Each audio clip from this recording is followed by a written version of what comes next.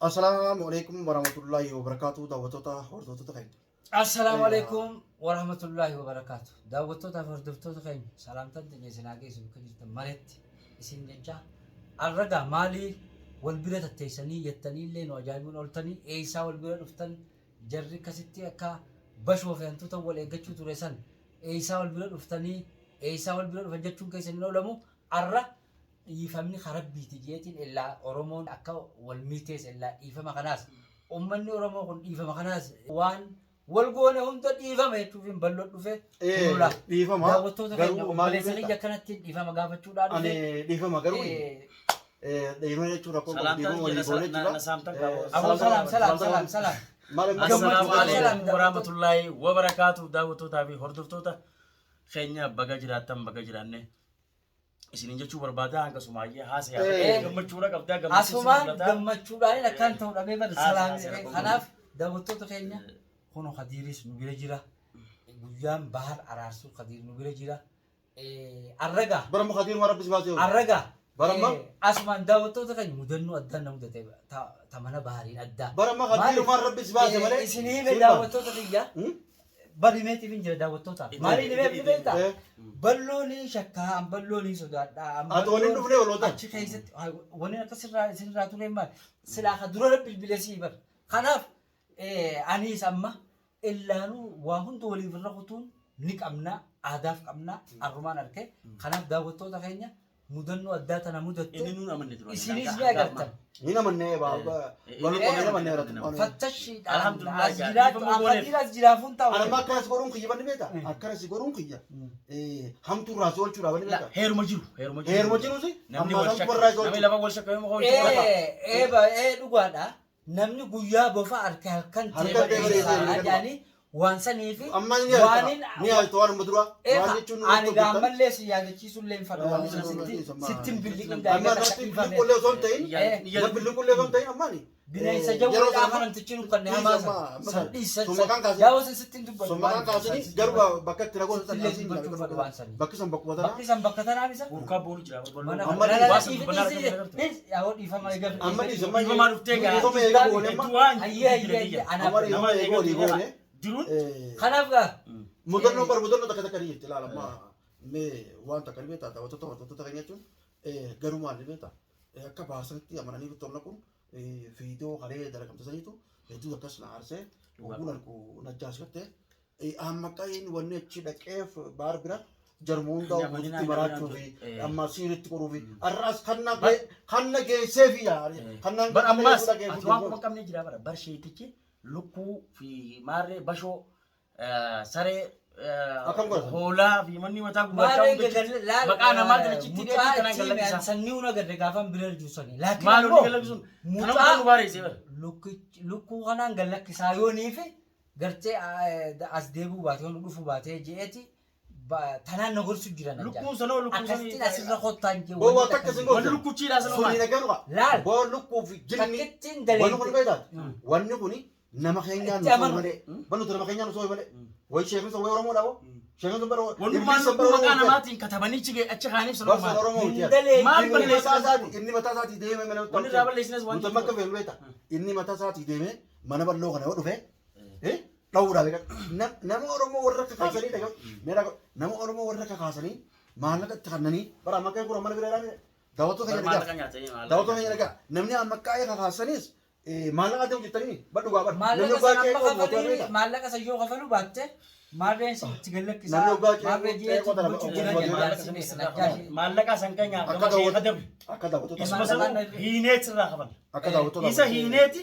oggaa isa nu qabsiifte booda maallaqa isaa waan nyaatan san isirraa qaballaa amshii isuman isan ijaan harku barbaadan nuti ballo nuti wanni feene sheetichaa fi najjaash sheekte boo najjaash daran bar najjaash sheektichi sanii bar najjaash qabu oggaa najjaash qabne booda dirqama najjaash qabamee sheetichi najjaash yoo najjaash sheetichi eessa qabutu najjaash zaariin ni beektaa misa nin beekee ni beekta najjaash nin beekee kanaafuu maaliif boo amma dura warreen qabnee manatti hin garamne garaffiin isaanii illee jechuun akka nama oromootti jechuun akka aadaatti wanni isin garafneef akka nama keenyaatti najjaash amma xabiyaansaa waan takka itti mul'ate irraa amma isa sanii sossobee daalamma boodaati Tola dinnaan ammaas goortaanis hin awwaanis waan Tanataniin ammaas waan siimoon amma booda garee isaanii hedduudha. Amma booda eegalu bira hin amanin siin lala geessi dhageettee atuu cireeteen qabamin kana godhu waan eega asiime lianna'u allaal information adda ganaa addaatiin information manaas ni geetami manaas akkuma ati gaama jirtonni mana jijjiirata hojii infuma kana mana jijjiirtonni mana jijjiiran isaanis amma amma ganaa diimteetu nu qabsiisuu qabda daftee malee amanteetti dhageen kophaate kophaate hoo wal dhageenyaa san dhiis laalamma yoo nu dhufe telefoonaa yaamtoo telefoonaa yoo si amani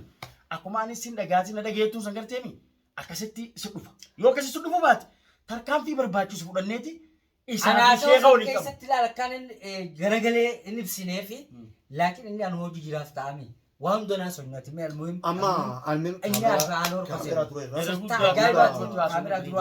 ati maa hundani beektaa aboon duuti qabne laal inni nu dhufeemi wallahi nu jaba sheeka sana karaa haqaati dhage haqaa ayyaana rabbiin nama haqaan deemuu irra dhaabbata ballo kas daawwatoo kan jedhamu daawwatoo kan jedhamu isinne tartiiba qorachaa yoo haasofnee dabareedhaadha. Anammoo amanni takkatanii naam akka ibsidhamu hanga duraa jechuun namni oguu barra nama gartee bitamee jechuun waan tallee maallaqa illee haa ta'u namni naas bitu ati garuu duraanuu keessa keetiin jirtu garuu waan dhabdee maallaqa bitamtee jechuun deemtee namatti waa gochuun gartee dhiiftee eegaltee karaa rabbii galtee toohibattee salaata keessattis deebitee nama keenya kanattis eegamu nama hundatti fayyite nuti dhiifame jechuun garbarraa onnee irraa sii goone kun rakkoon qabu anammoo wanti takkatanii siidhamu osoo daawwattoonni keenya dhagahu waa hundoo hin haasofnu jirmatti illee taatu mucaa gartee kanaas qabuun dirqamaa sheexaana kaanis qabuun dirqamaa maaliif osoo nuun ta'e nama siif gaari. San dirqama osoo nuun ta'e san alayya waan hedduu jira jechuun jee waan hedduu agartee jirmatti bira dabarru jira waa hunda naafnu. Sirtaan moo siniimne akkatti qabu duraaf jalaan baata. Kaamera dubbatti haasofne deemtolee ma kaamera dhaabsine jechuun kaamera dubbatti laatee haasofne jira waan kaamera dubbatti haasofne san hojiitti rakkaasuudhaaf hojiitti oofuudhaaf anammarraayin waan qabu beektaa jarjaraan qabu malee keessa tokko natiif daawwattoota ijaa warra beeku isinillee ni jechuun hanga tokko jechuun namni nama beekan hamtuu godha namaan qabu anammarraayin kadiir sii godha ammummarraayin kadiir sii godha kadiir sii godhani kadiir bakka ati dhaabbattu sochi dhaabbatee mucaa saniif jechuun nama biraatis nama isinii ta'ee ati waan amma garee ta'anii deemtee nu jirtuuf amantummaa nama kudhanii waliin sii godha ani wanni sii godhuuf ani wanni sii godhuuf anummaan ammaa ati gartu kun magaalaa keessa jechuun warreen jechuun amma garee duutaa jira nama warreen jechuun amma warreen wadhabe warreen akka keessatti kanatti deemee nama itti waa godhu warreen hedduu jira warreen kanaan deemee jechuun kaan qabuudhaan amma deeggadda eenyu waamne amma weewee birra akkasitti maali nuti jechuun haqaaf dhaabbannee lubbuu teenyallee itti dhabnu yoo ati waa taate lubbuutti ijaan si dhaban akkuma amma sitti ce'ee sitti maaree gormanatti kadirtee siitee abbaa fudhatee lubbuun dhabaaf jechuun siin jee nuti waan hanga dandeenyutti waan nuti godhuu dandeenyu beektaa nama Oromootti osoo yaadnu yoo duune rakkoo qabu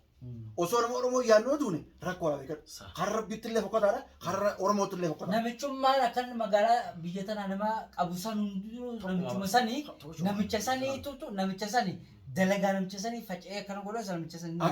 akkasiin sangaa anaa kanamma maali beektaa hojiin irra geessa ammarraa nama siwara awwaaniin beekadhu bakka meeqadha dhaabbadhuuf laal nama kaan biraan dhaabba akkaman raajii tokkos beekadhu akkaman raajii yookaan godhan raajuu amma abdii gartee obboleessa tokko kana hojii deemee jechuun tokkotu itti dhaqee jechuun duraanii dheebee tajaajilate hidhaarraa baheeti tokko baasee ummanni kun maallaqa baay'ee taatu maallaqa isii galaggisa kanatti suniif jechuun sun bira dhaabbuudhuuf jechuun hedduu har'allee bira dhaqeetiin dhufee jechuun mucaa kanatti dhiyeessin akkana jechuun bira dhaqee dhufee asiin bakka biraatis bakkeen kaameraan marree viidiyoo daawwattoota gadi lakkee hedduu jira nama hedduun bira dhaabaa halkan kana jechuun rafneen bullu beekadhu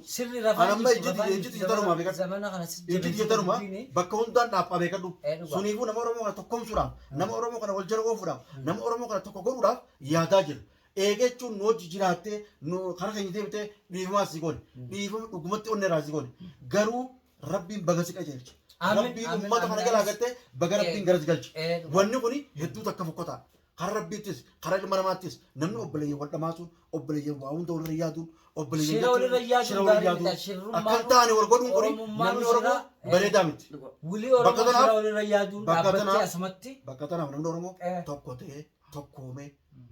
yoo hojii wal jala deemee wal dhagee shira irratti hojjetamu kana wal bira dhaabbate irra bareeda. Karaa keenya kana bakka rabbiin galchee wajji dhaabbanne miskiina bira akka dhaabbannu nama rakkate bira akka dhaabbannu nama dhibame bira akka dhaabbannu namoonni karaa kun itti godhame bira akka dhaabbannu kanaaf aaddii ni dalee haalaas tokkoffaa jara gartee sheexaana kanaa fi kiyyaan waa godhu guddoon kanuma beekan. Guddaa magaalaa isa anaatu bootaa isaatii fi mana isaatii fi sagantaa isaa deemee qabnu anaatu isinii godhatan. Maal jettee kanaaf wanni sidhaamu ati garee teenya akkuma beeksisatti fuutee isaa wajjin yoo illee dhabdan dirqama jechuun nama kanarra bobba'uun dirqama. Waan dhabdan achirraa dhootanii nagaa jechuun dirqama. Meeshaa feetanis waan feetanis anaa isinii godha. Mucaa qabnee mucaa qabeetti mucaa qabee tolaanii kadhadhaa. Dhageeffadhu feetee kadhadhu feeteenis ulii eegal kanarraa abdii teenya deemu. Abrii teenya deemu. Duraan laal abrii xiyyaa nantiitiin anis hin deemu. Amma waan hundi isin keessatti bifa sii ta'uu qabu. Bifa sii ta'uu si beeku. Nuti ammoo waan tolaanii kadhadhu. Dinnaan ammoo boortaan irratti isin. Nuti wanni si kan nu kan hin eegamu. Ati ammoo bifa dandeessu. Fudhadheenis isinirraa. Akka feete goota. Deega dhiifama raawwate waan hundi isinirraa fudhadhe. Daawwattoota keenya jechuun waan akkana kana itti simnee jira. Nurraa illee fudhatee nama gaariidha. Jabeessaadha. Dhiifamtuu goonee fi isinillee dhiifama godhaa fi hedduu takka jechuun ammaqaa hin amaninaa. Akkana kana jechuu jirtanii maaliif asumaanuu eega guuttatee rabbi irratti nurra guuttatee garagalee alhamdulillah rabbil aalamiin rabbiin nagaa godhu akkanumatti jechuun kan hojii deemu akkanumatti nama rakkate bira kan hojii dhaabbatu rabbi haa godhu jara kanaas jechuun warra qabu gartee rabbi nu haa godhu nu hundaa'u nuti amannee jirra rabbiif jecha amannee isinis rabbi jecha dhiifama godhaa. Daawwattoota keenya asumaan dubbii balloo shawuu irratti ga'anis gaafii xiqqishoota kan qabaa dhugumaan dhiifama na godhaadhaa dhiifamni keessan na cinaa gorsaa fi waa hundaan akkuma amma duran abaaruu turtanitti amma gorsaan na cinaa dhaabbadhaan isin jaa galatoomaadha ammoo garaadhaan dhiifama na godhaa waan kana dhugumaaniin shakkii takka dhaba hanqa dhiyoo tanaa shakkii jirtanii ammamma naa wooma shakkii jaaniif keessaa dhabamsiisaadha akkasitti gaaboo daawwattoota keenyaanis isin cinaan jira kanumaan isin jaan nagaan naa jiraadha salaamtaan isin